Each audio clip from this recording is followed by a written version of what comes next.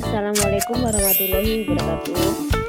Bertemu lagi dengan mata pelajaran 12 farmakologi, yang mana pada pertemuan hari ini kita akan membahas tentang standarisasi ekstrak. Standarisasi merupakan proses yang menjamin bahwa produk akhir meliputi obat, ekstrak, atau produk ekstrak mempunyai nilai parameter tertentu yang konstan atau ajek dan ditetapkan dirancang dalam formula terlebih dahulu.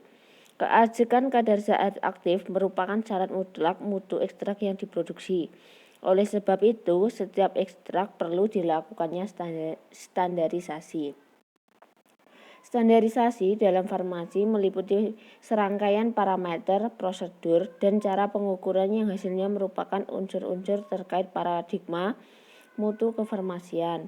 Mutu dalam artian yaitu memenuhi syarat apa saja, kimia, biologi, maupun farmasi, termasuk untuk menjaminan atau batas-batas stabilitas sebagai produk kefarmasian umumnya. Meliputi hal-hal sebagai berikut. Yang pertama ada pengujian makroskopis dan mikroskopis untuk identitas. Makroskopis berarti meliputi yang kasat mata, sedangkan mikroskopis berarti meliputi yang menggunakan mikroskop atau kandungan yang ada di dalamnya.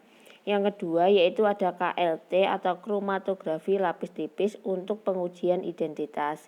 Yang ketiga, pemeriksaan pengotor atau zat asing organik dan anorganik. Jadi adanya bahan tambahan mungkin saat proses pembuatan ekstrak tersebut tercampur dengan bahan. Yang keempat, penentuan susut kering dan kandungan air. Ini sangat perlu diperhatikan karena apa? Nanti berhubungan dengan kualitas ekstraknya dalam masa penyimpanan itu bisa bertahan lama atau tidak. Yang kelima, penentuan kadar abu. Keenam, penentuan serat kasar. Ketujuh, penentuan kadar komponen terekstraksi. Kedelapan, penentuan kadar bahan aktif jika sudah diketahui. Jadi kita bisa mengetahui misalnya dalam kandungan kunyit itu ada kandungan kurkumin. Yang kesembilan, penentuan cemaran mikroba dan tidak adanya bakteri patogen. Ini perlu dilakukan supaya menjamin ekstrak yang akan kita gunakan itu benar-benar layak untuk dikonsumsi dan tidak menyebabkan efek samping. Dan yang ke-10 adalah pemeriksaan residu pestisida. Pestisida di sini perlu dicek karena apa? Saat proses pembudidayaan aman bisa saja saat proses pemupukan itu banyak menggunakan pupuk-pupuk pestisida. Itu sangat perlu dilakukan.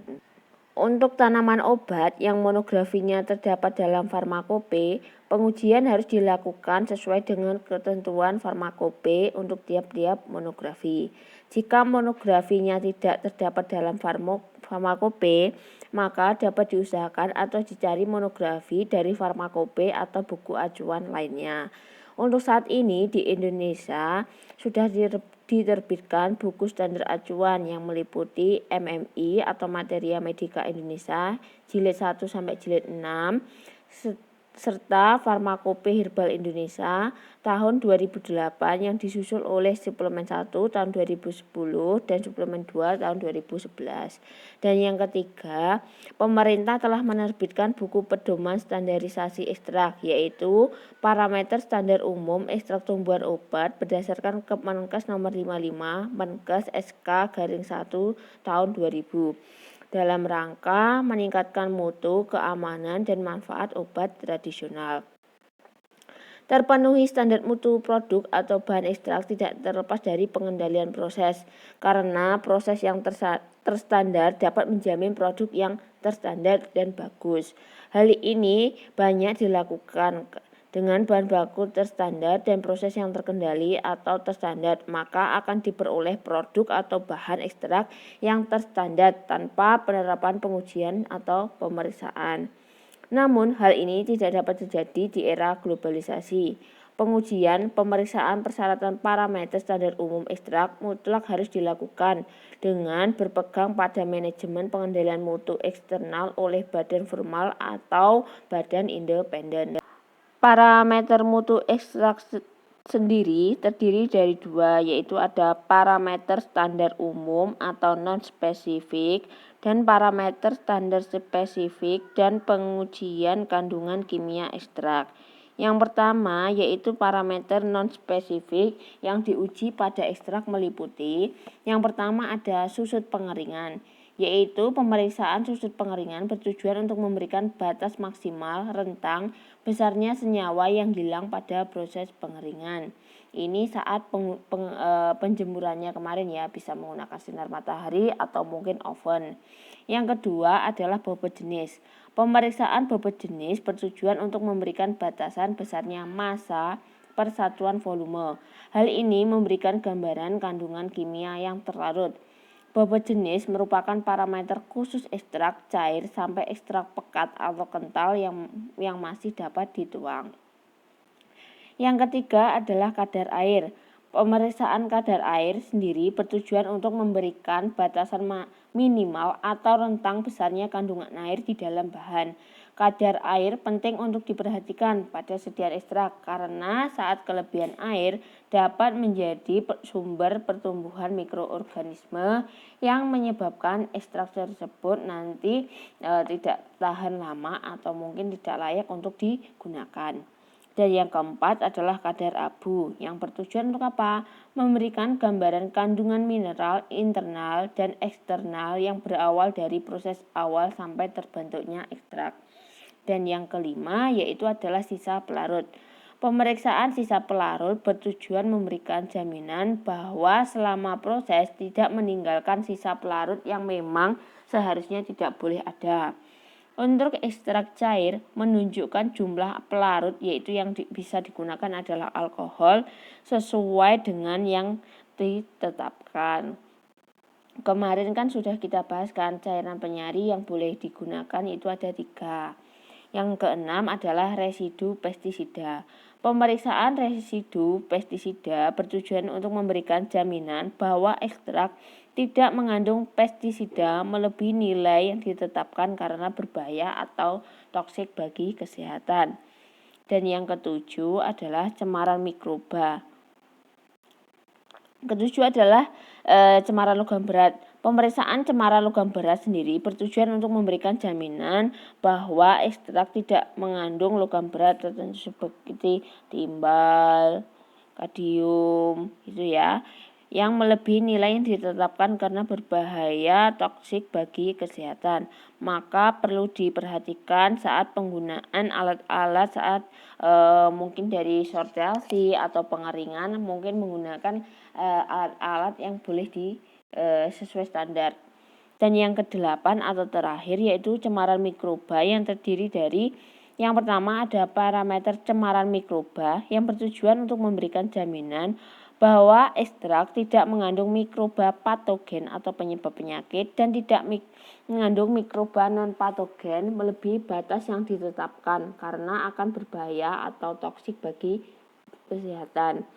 Yang B adalah parameter cemaran kapang, kamir, dan alfa toksin. Pemeriksaan cemaran kapang, kamir, dan alfa toksin bertujuan memberikan jaminan bahwa ekstrak tidak mengandung jamur melebihi batas yang telah ditetapkan karena berpengaruh terhadap stabilitas ekstrak dan alfa toksin yang berbahaya bagi kesehatan. Jadi untuk parameter non-spesifik ada 8 poin.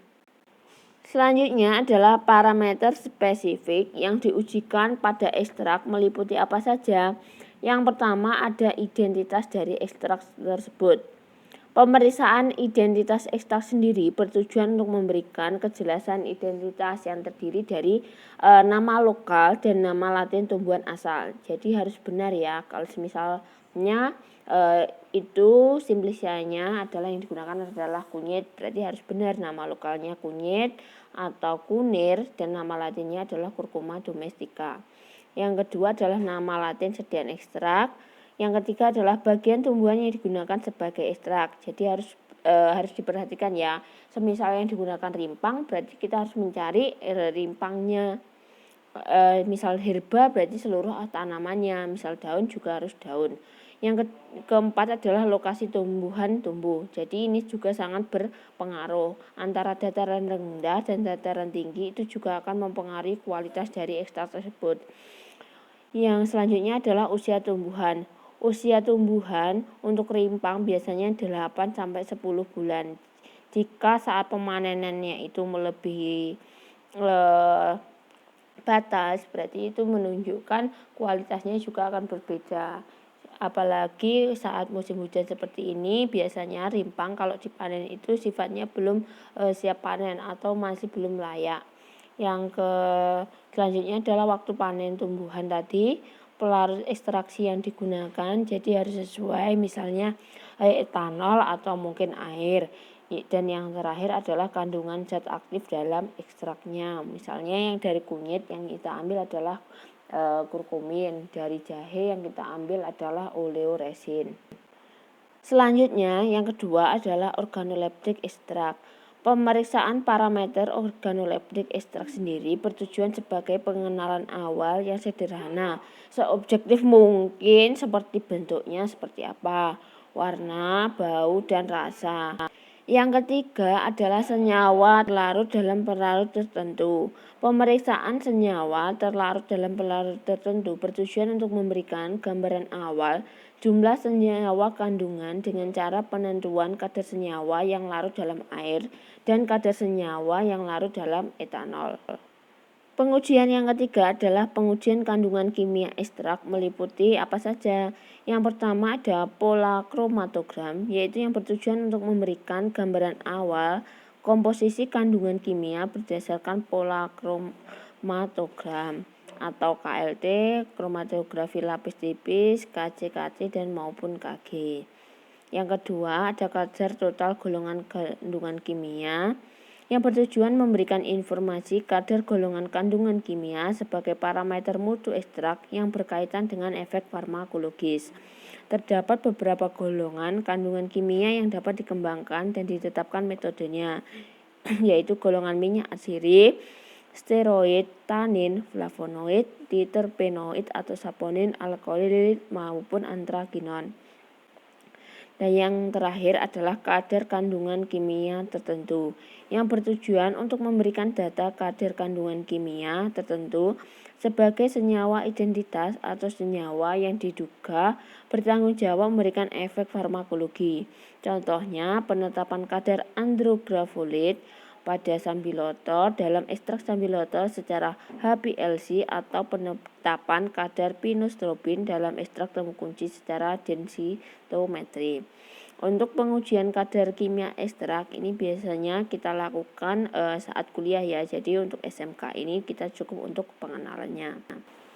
Sekian materi pada pertemuan hari ini tentang standarisasi ekstrak maupun parameter mutu ekstrak tadi yang meliputi non-spesifik, spesifik maupun pengujian kandungan kimia. Kurang lebihnya saya mohon maaf. Jika nanti ada yang ditanyakan atau kurang paham, silahkan ditinggalkan di kolom komentar. Wassalamualaikum warahmatullahi wabarakatuh.